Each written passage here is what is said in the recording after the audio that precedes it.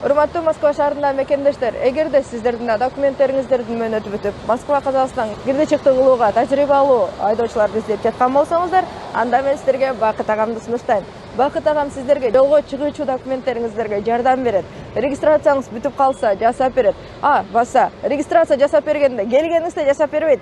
Жолдо ошо границага жеткенге чейин бир күндүк регистрация жасап берип, жолдон сиздерди жакшы алып барып алып келет. Андыктан Москва Казакстан кирди чыкты кылам десеңиздер, анда Бакыт агама кайрылыңыздар.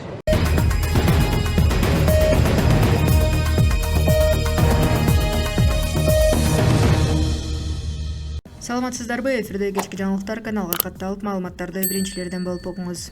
Орусиянын Москва шаарында мигранттардын тополоңу жергиликтүү тургунга кол салышты. Орусиянын тергөө комитетинин башчысы Александр Бастрыкин Приморск районунун тургунуна мигранттар тобунун кол салуусу боюнча доклад тапшырууну талап кылды. Бул маалымат Орусиянын СК Телеграм каналында жазылган. Басылмада айтылгандай, буга чейин интернетте Владивостоктогу мигранттардын тобу жергиликтүү тургунга кол салганы тууралуу маалыматтар чыккан. Бул факты боюнча Орусиянын тергөө комитетинин тергөө органдары тарабынан кылмыш иши тергелип жатат. Буга чейин Санкт-Петербургда мигрант мектеп окуучулары 16 жаштагы курбусун топ-тобу менен сабашкан. Кийинчерээк жабырлануучунун эжеси социалдык тармактардан энисин сабап жаткан видеону көргөн. Андан кийин окуучунун ата-энеси милицияга арыз жазышкан. Путиндин Новосибирсктеги буйругу менен мыйзамсыз жүргөн 6 мигрант мунапыска кабылган. Бул тууралуу Новосибирск областынын губернаторуна ИИМдин башкы башкармалыгынын башчысынын орун басары Кирилл Травин билдирди. Анын айтымында мигранттар Орусиядагы абалын мыйзамдаштырышкан. Эскерте кетсек, Россиянын аймагында мыйзамсыз жүргөн чет өлкөлүктөргө мунапыс берүү укугу президенттин жарлыгы менен берилген. Чыгаруу режимдерин колдонууга байланыштуу чет өлкөлүк жарандардын жана жарандыгы жок адамдардын айрым категорияларынын укуктук абалын жөнгө салуу боюнча убактылуу чаралар жөнүндө.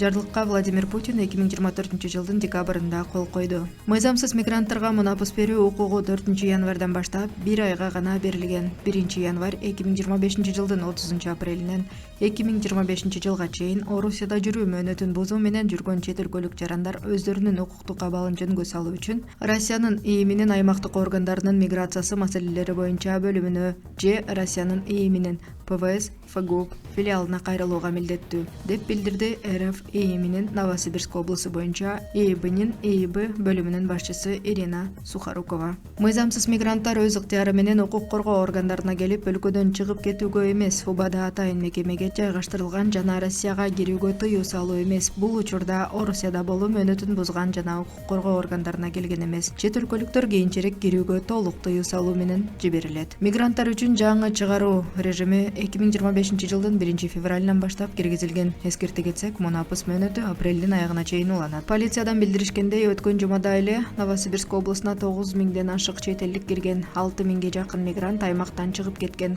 Милиция чет элдик адистер массалык түрдө жүргөн 11 объектини текшерип, алардын ичинен 192 миграциялык мыйзамды бузганы аныкталган. Орусиянын аймагынан 26 киши мажбурлап чыгарылды. Кабарлар официалдуу МВД Россия сайтынан алынды.